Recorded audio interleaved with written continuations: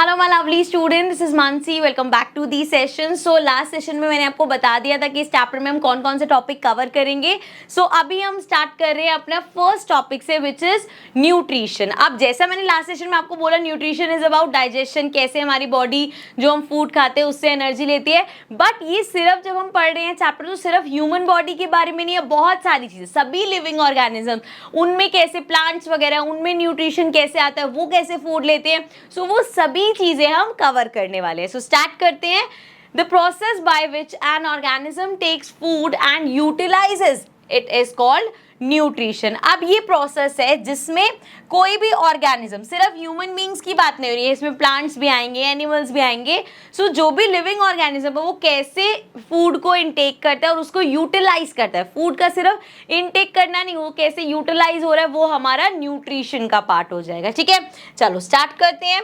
सबसे पहले will talk about mode of nutrition. अब दो मोड होते हैं न्यूट्रिशन के, वन इज ऑटोट्रॉफिक एंड दूसरा है हेट्रोट्रॉफिक। सो वैसे तो आपको यहाँ पिक्चर से अंदाजा लगा लोगे। ऑटोट्रॉफिक बेसिकली प्लांट्स में होता है, मतलब अपना फूड खुद बनाते हैं। एंड हेट्रोट्रॉफिक एनिमल एंड हमारे ह्यूमन बींग्स में भी, जो अपने फूड के लिए दूसरे पे डिपेंडेंट होते हैं। ठीक है, सो ये दो चीजें करेंगे। स्टार्ट करते हैं, पहले ऑटोट्रॉफिक्स की बात कर लेते हैं। Autotrophic nutrition. अब ये ऑटोट्रॉफिक न्यूट्रिशन क्या है? It is kind of nutrition in which inorganic material like CO2, water etcetera are utilized to prepare organic food by the process of photosynthesis. Example, green plants. अब green plants क्या करते हैं? वो oxygen बनाते हैं। कैसे बनाते हैं? कार्बन डाइऑक्साइड और वाटर वगैरह ऐसे इनऑर्गेनिक मटेरियल से वो अपना ऑर्गेनिक फूड बनाते हैं। अब ये जो वर्ड आ रहा है इनऑर्गेनिक और ऑर्गेनिक, ये ना चैप्टर में बहुत बार आएगा, तो आपकी कंफ्यूजन को खत्म करने के लिए मैंने शॉर्ट में यहाँ पे आपको बता देती हूँ। जब भी हम बात करेंगे ऑर्गेनिक कंपाउंड की या ऑर्गेनिक मटेरियल की, सो ये वो होते हैं जिसमें कार्बन एंड हाइड्रोजन का बॉन्ड होता है। मतलब कोई भी ऐसी चीज जिसमें कार्बन और हाइड्रोजन है तो वो हमारी ऑर्गेनिक में आती है। एंड इसी तरीके से जब हम बोलेंगे इनऑर्गेनिक, सो इनऑर्गेनिक में कौन सी चीजें आएंगी? इनऑर्गेनिक में वो आएंगे जिसमें कार्बन एंड हाइड्रोजन का बॉन्ड नहीं होता। ठीक है, यहाँ पे ये छोटा सा तरीका है याद करने के लिए। देखो एक्सेप्शंस इसमें भी है, बट वो बड़ी क्लासेस के लिए, आपके लिए नहीं है। अभी के लिए आपके लिए इतना काफी है कि कोई भी जब हम ऑर्गेनिक मटेरियल की बात करें तो उसमें हाइड्रोजन और कार्बन आपस में बॉन्ड करते हैं, एंड जब भी हम इनऑर्गेनिक की बात करें उसमें कार्बन हाइड्रोजन नहीं होते। ठीक है, अब आप कहोगे मैम यहीं पे देखो इनऑर्गेनिक लिखा है और आप कह रहे हो कार्बन डाइऑक्साइड। कार्बन डाइऑक्साइड में कार्बन तो है, तो ये इनऑर्गेनिक क्यों है? क्योंकि सिर्फ कार्बन है, कार्बन हाइड्रोजन का बॉन्ड नहीं है।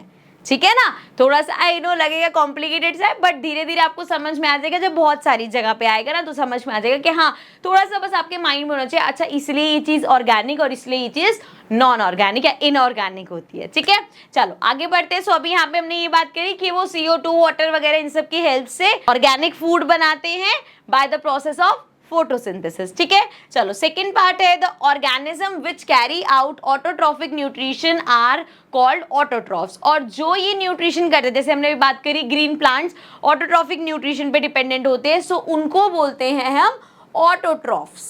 ठीक है, नाउ नेक्स्ट इसको ऊपर कर लेते हैं थोड़ा सा। Autotrophs use simple inorganic material and convert it into complex high energy molecule। वो क्या कह रहे हैं? सिंपल से वो इनऑर्गेनिक मटेरियल्स को लेके उसको किस में कन्वर्ट कर देते हैं? हाई एनर्जी मॉलिक्यूल्स में, जिसको हम कार्बोहाइड्रेट्स बोलते हैं। ठीक है, चलो आगे बढ़ जाते हैं।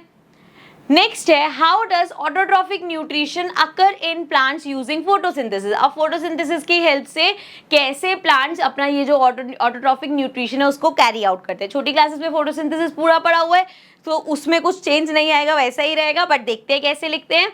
The process by which green plants make their own food with the help of carbon dioxide and water which is H2O in the presence of chlorophyll and sunlight is called photosynthesis. ये तो photosynthesis की definition हो गई। अब बात कर लेते हैं कि जब फोटोसिंथेसिस अकर होता है तो क्या क्या रॉ मटेरियल उसके लिए रिक्वायर्ड होते हैं। इसको ऊपर करते हैं थोड़ा सा।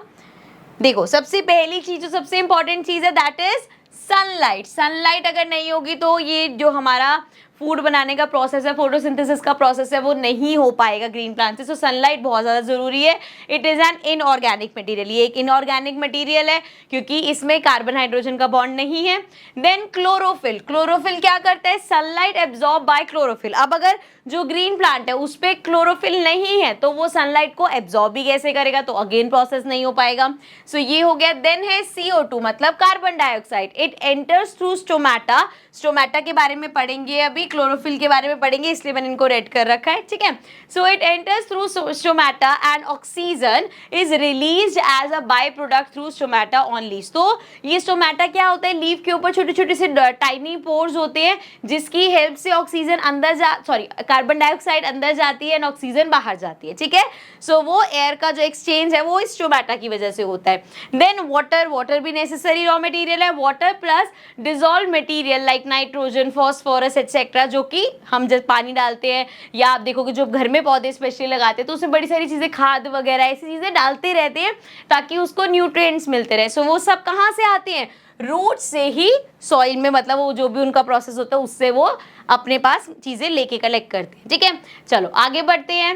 सम cells contain green pigments which are cell organelle called chloroplast which contains chlorophyll. अब लीव्स के ऊपर ये ग्रीन कलर का पिगमेंट होता है, वहां पे देख भी लेना, जो कि बेसिकली सेल ऑर्गेनल होता है और उसको क्लोरोप्लास्ट बोलते हैं। एंड इस क्लोरोप्लास्ट में ही हमारा क्लोरोफिल होता है। अभी लास्ट स्लाइड में मैं बता रही थी ना, क्लोरोफिल का काम क्या होता है, सनलाइट को एब्जॉर्ब करना, तो वो यहाँ पे होती है। आगे प्रोसेस, अब प्रोसेस क्या है, चलो जी प्रोसेस भी पढ़ लेते हैं, इसको ऊपर कर लेते हैं।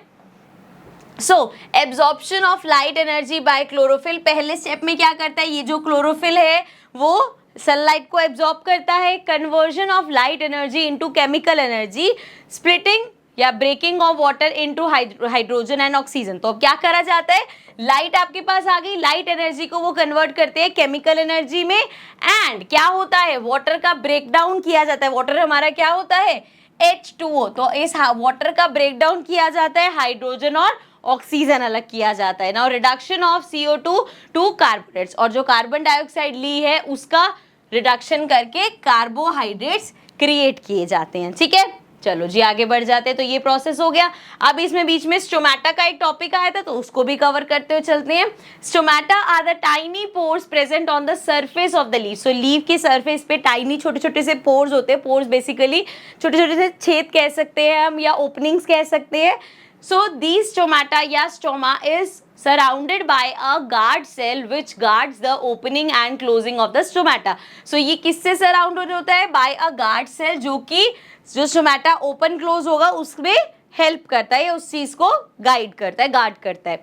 Guard cells also contain chloroplast, और ये जो गार्ड सेल्स है इसमें भी क्लोरोप्लास्ट होता है, ठीक है। चलो अब इसको ऊपर कर लेते हैं। आगे देखो फंक्शन ऑफ स्टोमेटा। स्टोमेटा की क्या फंक्शन है, सबसे पहला तो यही है एक्सचेंज ऑफ गैसेस। हमने देखा अभी कि जो भी कार्बन डाइऑक्साइड है वो वहां से ही एंटर करते हैं और जो ऑक्सीजन है वहीं से ही बाहर जाती है। सो वो एक्सचेंज ऑफ गैसेस वहां से पॉसिबल है।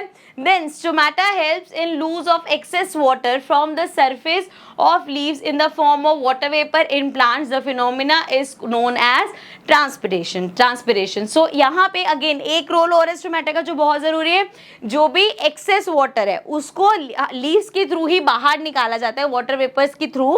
एंड इस पूरे प्रोसेस को हम ट्रांसपिरेशन बोलते हैं, ओके। चलो आगे बढ़ जाते हैं। आगे है यहाँ पे हमारा ये पूरा आप कह सकते हो एक तरह से फोटोसिंथेसिस का फॉर्मूला है, जिसमें we have carbon dioxide plus water. So water और कार्बन डाइऑक्साइड मिलके लाइट की प्रेजेंस में शुगर प्लस ऑक्सीजन बनाते हैं। ऑक्सीजन तो वो बाहर एज अ वेस्ट प्रोडक्ट अपना निकाल देते हैं जो हमारे लिए हेल्पफुल होता है। एंड ये जो शुगर है दिस इज बेसिकली ग्लूकोज कह सकते हो आप, या उनके लिए जो कार्बोहाइड्रेट्स है वो सारा यहाँ पे बनता है। तो ये हमारा फॉर्मूला हो गया फोटोसिंथेसिस का, ठीक है। अब आगे बढ़ जाते हैं। अब बात करेंगे हेटरोट्रॉफिक न्यूट्रिशन की। सो हेटरोट्रॉफिक न्यूट्रिशन को नेक्स्ट सेशन में लेते हैं। अभी के लिए आपने ऑटोट्रॉफिक न्यूट्रिशन अच्छे से समझ लिया। सो नेक्स्ट टॉपिक में, नेक्स्ट सेशन में हम लोग हेटरोट्रॉफिक न्यूट्रिशन के बारे में पढ़ेंगे। So I will see you all in the next video. Take care and bye bye.